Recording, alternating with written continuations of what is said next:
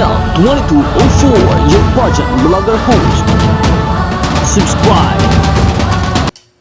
Good day pageant lovers, congratulations to Miss CJ Opiaza for winning the Best in Swimsuit in the Grand Coronation Night of Miss Grand Philippines 2024 competition.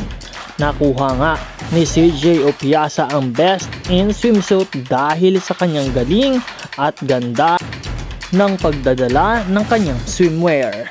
Kaya naman once again congratulations to Miss CJ Opiaza of Castillejo, Zambales. Once again, let's watch her full swimsuit performance.